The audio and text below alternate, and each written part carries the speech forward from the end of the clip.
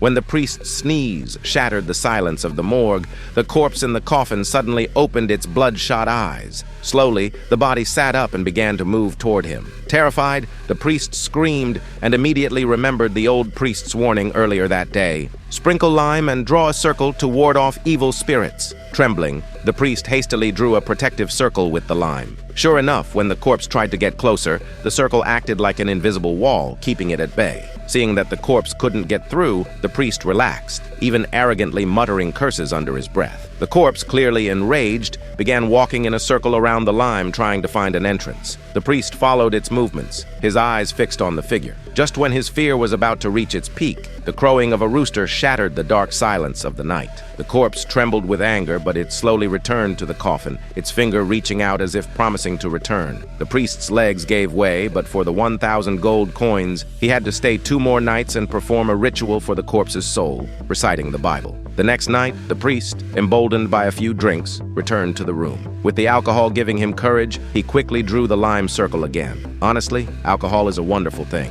The priest, now feeling more confident, loudly cursed without hesitation. Suddenly, the coffin lifted off the ground, crashing violently against the circle. The priest, startled, sobered up in an instant and desperately began reciting the Bible. In the next moment, the coffin lid flew off, and the corpse, still sitting inside, tried to find a way into the circle. It seemed determined to kill the priest, as if nothing short of his death would satisfy it.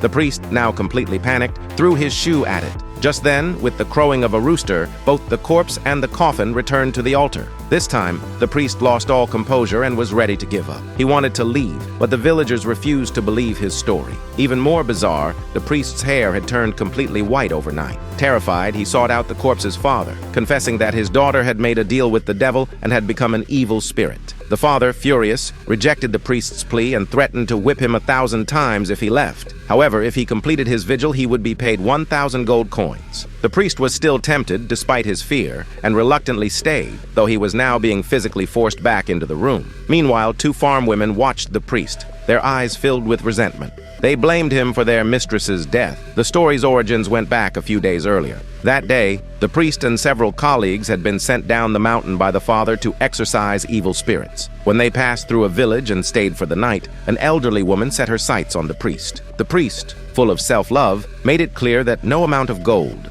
1,000 or even 10,000 coins, could persuade him to give in to her. However, no matter how he tried to avoid her, the old woman seemed to follow him everywhere. The moment their eyes met, the priest collapsed to the ground.